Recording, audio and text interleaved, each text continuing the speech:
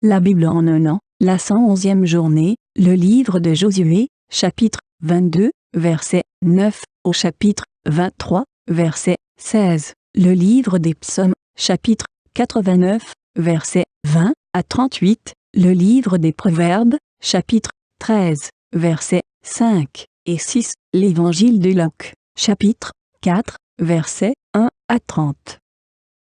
Le livre de Josué, chapitre 22. Après avoir quitté les Israélites à Silo, dans le pays de Canaan, les Rubénites, les Gadites et la demi-tribu de Manassé repartirent pour aller dans le pays de Galaad. C'était leur propriété, et ils s'y étaient installés conformément à l'ordre que l'Éternel avait donné par l'intermédiaire de Moïse. Arrivés dans les districts du Jourdain qui appartiennent encore au pays de Canaan, les Rubénites, les Gadites et la demi-tribu de Manassé y construisirent un autel au bord du Jourdain. C'était un autel dont la grandeur frappait les regards.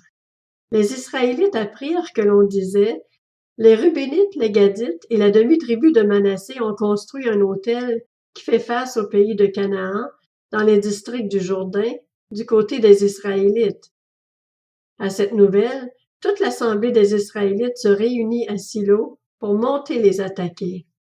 Les Israélites envoyèrent une délégation aux Rubénites, aux Gadites et à la demi-tribu de Manassé, dans le pays de Galaad. Il s'agissait de Phiné, le fils du prêtre Éléazar, et de 10 princes qui l'accompagnaient, un par famille pour chacune des tribus d'Israël. Tous étaient des chefs de famille parmi les milliers d'Israël. Ils allèrent trouver les Rubénites, les Gadites et la demi-tribu de Manassé dans le pays de Galaad et s'adressèrent à eux. Voici ce que dit toute l'assemblée de l'Éternel. Que signifie cet acte d'infidélité que vous avez commis envers le Dieu d'Israël?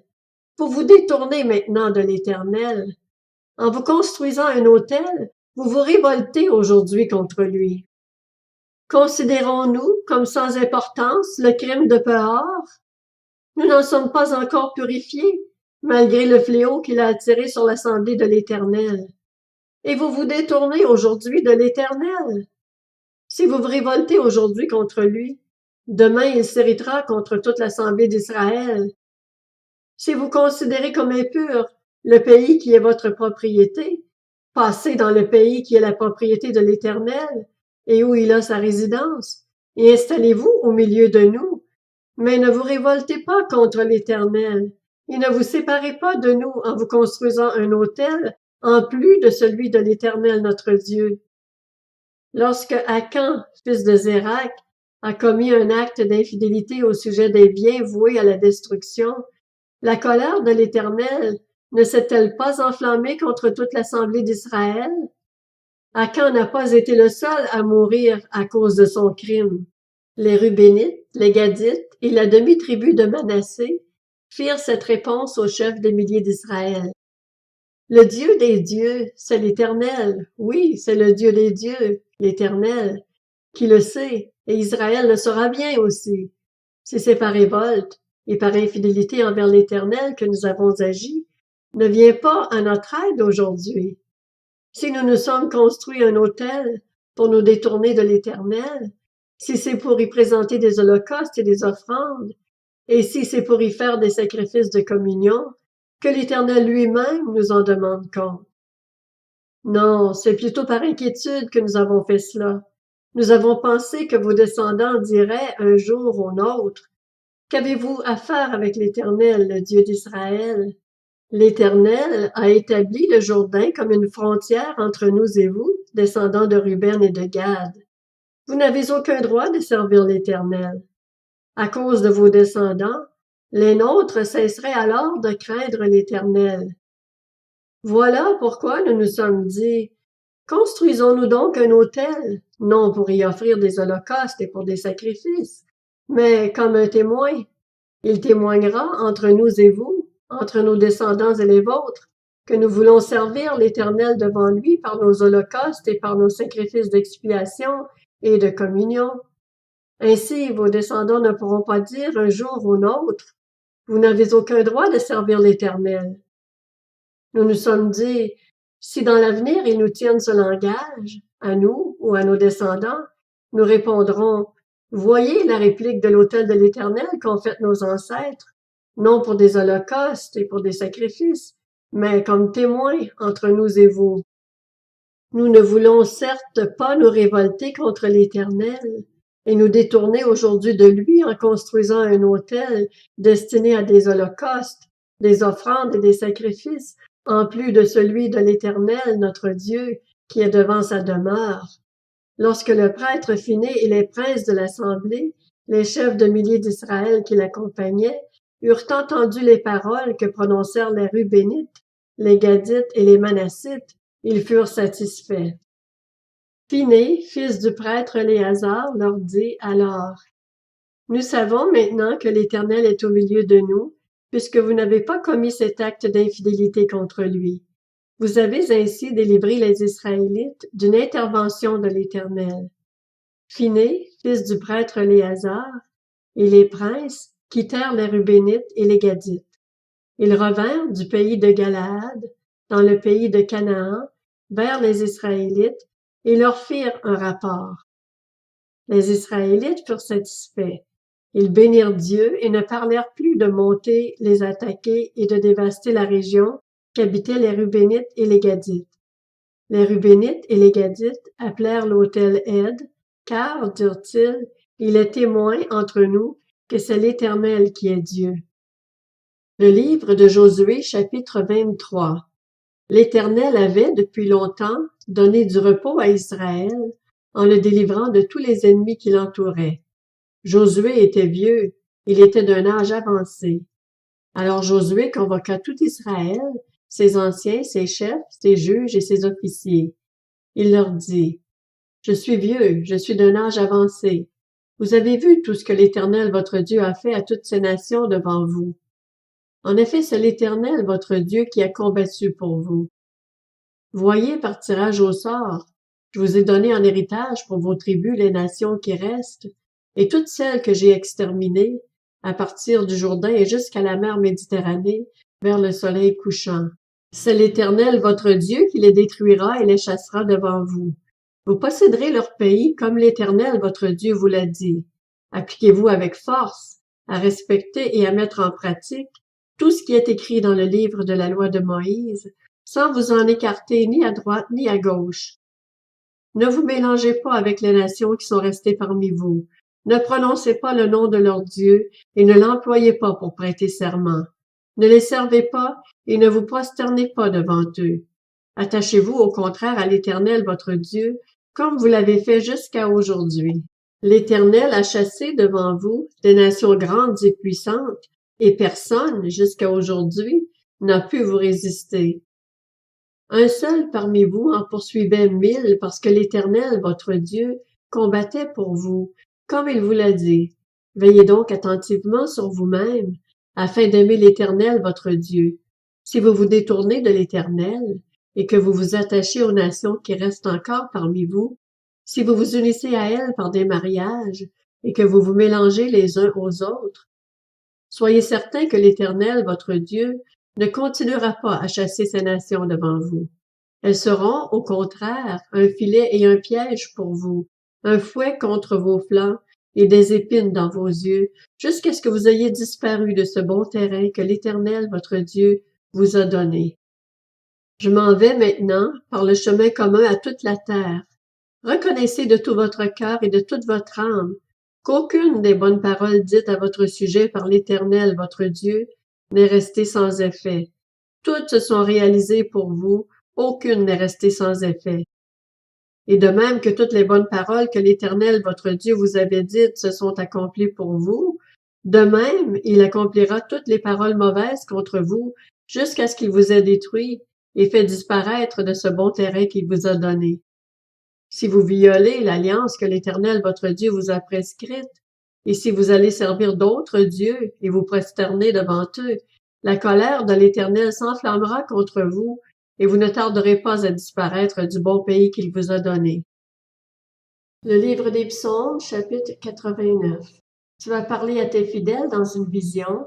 Tu as dit, « J'ai prêté secours à un héros. J'ai choisi du milieu du peuple un jeune homme. J'ai trouvé mon serviteur David, je l'ai désigné par onction avec mon huile sainte. Ma main le soutiendra et mon bras le fortifiera.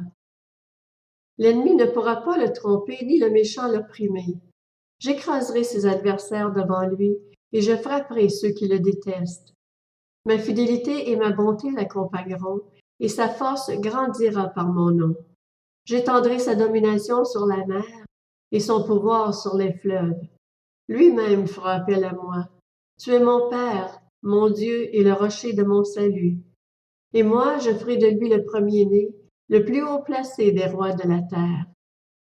Je lui conserverai toujours ma bonté, et mon alliance lui sera assurée. Je lui donnerai une descendance éternelle, et son trône durera autant que le ciel.